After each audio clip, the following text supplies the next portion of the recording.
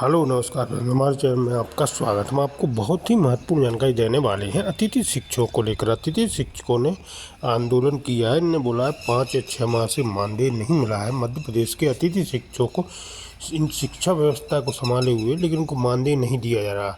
सरकार ने घोषणा की थी कि उनको बढ़ा हुआ मानदेय दिया जाएगा, लेकिन अभी तक नहीं दिया गया। और नियमितीकरण की मांग को लेकर भी अतिथि शिक्षक धरना प्रदर्शन आंदोलन कर रहे हैं, लेकिन अभी तक नियमितीकरण भी नहीं हुआ, जिसके संबंध में पूरी विस्तार से मैं जानकारी देने वाला हूँ। एक वीडियो भी दिखाने वाला हूँ क्या कहना है अतिथि शिक्षकों का, क्या मांग रखी सरकार के सामने। आप वीडियो में बने रहे, वीडियो पूरा देखें। वीडियो अच्छा लगे तो लाइक और चैनल को सब्सक्राइब जरूर करना। ऐसी नहीं अपडेट पाने दयनीय और विचारणीय है, जहां शैक्षणिक सत्र 2023-24 में अतिथि शिक्षक अपनी सेवाएं तो जुलाई माह से दे रहे हैं, लेकिन इनके मानदेय का भुगतान अभी तक ना के बराबर है। अतिथि शिक्षक जिन पर अपने पूरे परिवार के पालन पोषण की जिम्मेदारी है, वह एक एक पैसे के मोहताज है। प्रदेश की इस समस्या के साथ ही रहली विधानसभा के अतिथि शिक्षक ज्यादा ही परेशान है, क्योंकि यहाँ सभी क्षेत्रवासी जानते हैं कि वर्तमान में बीओ के पद पर पदस्थ इंदुनाथ तिवारी अपने तानाशाही रवैये को लेकर कई बार सुर्खियों में आते रहे।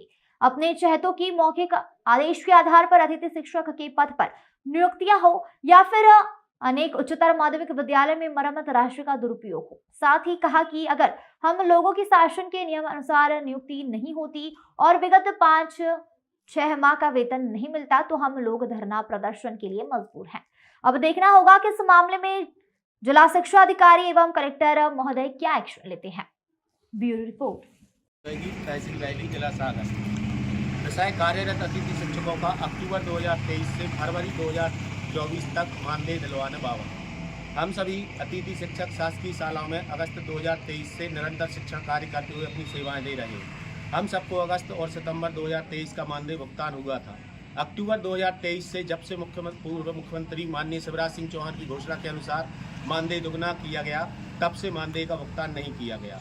माह अक्टूबर में शिक्षा विभाग की उच्च प्रभार नीति से शालाओं में नियमित शिक्षकों ने प्रभार ग्रहण किया, तब लोक शिक्षण संचालनालय भोपाल के आदेश क्रमांक 2023/24/284 दिनांक 3/10/2023 के अनुसार अतिथि शिक्षकों की सेवाएं समाप्त करने का आदेश प्रसारित किया गया था। अतिथि शिक्षकों द्वारा संपूर्ण मध्य प्रदेश में विरोध प्रदर्शन हुआ, तो अगले ही दिन आदेश क्रमांक 2023/24/986 दिनांक 4/10/2023 द्वारा सेवा समाप्त करने वाले आदेश को निरस्त करते हुए अतिथि शिक्षकों की आगामी आदेश तक सेवा समाप्त न करते हुए कार्यरत रखने का आदेश प्रसारित किया गया। उस दिनांक से आज दिनांक तक हम सभी अतिथि शिक्षक निरंतर अपनी सेवाएं दे रहे हैं। अतिथि शिक्षकों द्वारा वार्षिक परीक्षाएं एवं सभी कार्य पूर्ण निष्ठा से संपन्न करवाए जा रहे हैं।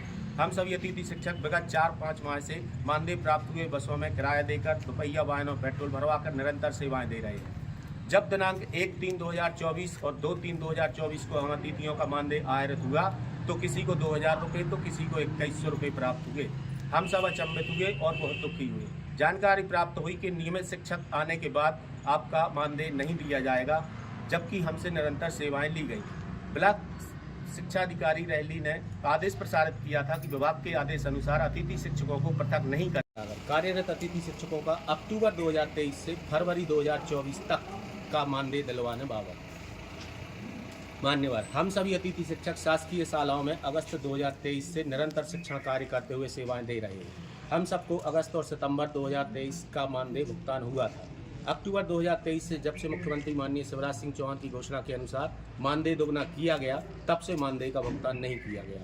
माह अक्टूबर में शिक्षा विभाग की उच्च पद प्रभार नीति से शालाओं में नियमित शिक्षकों ने प्रभार ग्रहण किया, तब लोक शिक्षण संचालनालय भोपाल मध्य प्रदेश के आदेश 2023/24/284 दिनांक 3/10/2023 के अनुसार अतिथि शिक्षकों की सेवाएं समाप्त करने का आदेश प्रसारित किया गया था। अतिथि शिक्षकों द्वारा संपूर्ण मध्य प्रदेश में अगले दिन विरोध प्रदर्शन हुआ, तो अगले ही दिन आदेश 2023/24/986 4/10/2023 को लोक सेवा समाप्त करने वाले आदेश को निरस्त करते हुए अतिथि शिक्षकों की आगामी आदेश तक सेवाएं समाप्त न करते हुए कार्यरत रखने का आदेश प्रसारित किया गया, एक अगले ही दिन तत्काल। उस दिनांक से आज दिनांक तक हम सभी अतिथि शिक्षक निरंतर सेवाएं दे रहे हैं। अतिथि शिक्षकों द्वारा वार्षिक परीक्षाएं सभी कार्य पूर्ण निष्ठा से संपन्न कराए जा रहे हैं। हम सभी अतिथि शिक्षक विगत 4-5 माह से बिना मानदेय प्राप्त हुए बसों में किराया देकर दोपहिया वाहनों पेट्रोल भरवाकर निरंतर सेवाएं दे रहे हैं। जब दिनांक 1-3/2024 और 2-3/2024 को हम अतिथियों का मानदेय आहरित। हम लोगों का 5 माह से कार्यकाल प्राप्त, वो हम लोगों को वेतन प्राप्त नहीं हुआ है और वेतन प्राप्त न होने के बाद में हम लोगों को जो समायोजन होना था सितंबर अक्टूबर के समथिंग, वो समायोजन भी नहीं किया गया है और अब हम लोगों को वेतन देने से साफ इनकार कर रहे हैं कि आपको वेतन नहीं दिया जाएगा। किनके आदेश पर? ये बीओ साहब ने खुद अपना आदेश कार्यालय से प्रसारित किया था समायोजन करने का, तो 10 अक्टूबर के बाद में ना उन्होंने कोई समायोजन किया है और जैसा हम लोगों को कार्य मुक्त करने के लिए मतलब बाध्य किया गया था कि आपकी सेवा समाप्त नहीं है, आप स्कूल जा सकते हैं, ऐसा फिर दोबारा कोई आदेश नहीं आया कि अब आपको कार्य मुक्त किया जाता है। विकास अधिकारी का नाम क्या है? विकास अधिकारी उनका नाम इंदुनाथ त्रिपाठी, जिन्होंने आदेश दिया था। जी इंदुनाथ त्रिपाठी। और आपकी मांगें पूरी नहीं हुई तो आप क्या करेंगे? हम लोगों की यदि मांग पूरी नहीं होती है तो हम लोग इसके बाद में हड़ताल करेंगे और धरना प्रदर्शन करेंगे, लोकसभा का चुनाव का विरोध भी करेंगे। बयान दिया गया है, इस संबंध में आपके संज्ञान क्या है? देखिए, अतिथि शिक्षकों के साथ में सबसे बड़ी विडम्बना ये हो गई कि 3 तारीख को उनके लिए जो आदेश हम लोगों के लिए प्राप्त हुआ था और वही हम लोगों ने नीचे संकुल प्राचार्यों के माध्यम से समस्त अतिथि शिक्षकों के पास भी भेजा था कि उनको 3 अक्टूबर से पृथक कर दिया गया। फिर 4 तारीख को एक नया आदेश आया, उसमें लिखा कि इनके लिए कार्य मुक्त न करें। तो बड़ी दुविधा की स्थिति हो गई कि अतिथि शिक्षक रहेंगे या नहीं रहेंगे। जब ये वाली स्थिति हुई तो फिर निश्चित रूप से उसी आदेश के परिपालन में अतिथि शिक्षक आज दिनांक तक तो नहीं कहूँगा मैं, 10 जनवरी तक वो लोग कार्यरत रहे। 10 जनवरी को पुनः संकुल प्राचार्यों के लिए एक आदेश दिया गया कि जितने भी अतिथि शिक्षक हैं उन उच्च पद प्रभार से जो अतिथि शिक्षक प्रभावित हुए हैं उनके लिए तत्काल कार्य मुक्त करें, अन्यथा संस्था प्रधान एवं संकुल प्राचार्यों से वेतन की वसूली की जाएगी। तो यहाँ पर एक दुविधा ये बन गई कि यदि संकुल प्राचार्य अपने जो संस्था प्रधान हैं उन अतिथि शिक्षकों को रखते तो उनका नुकसान होगा। तो इस विडम्बना के आधार पर ये अभी स्थितियाँ बनी हुई। हालांकि आप लोग जो अतिथि शिक्षकों ने ज्ञापन दिया है उसके लिए हम लोग माननीय जिला शिक्षा अधिकारी महोदय के माध्यम से कलेक्टर महोदय और उच्च शासन के लिए भेज रहे हैं। निश्चित रूप से मैं मानता हूं कि शासन इस पर बहुत सहानुभूतिपूर्वक विचार करके हो सकता है कि अतिथि शिक्षकों के संबंध में कोई महत्वपूर्ण निर्णय ले।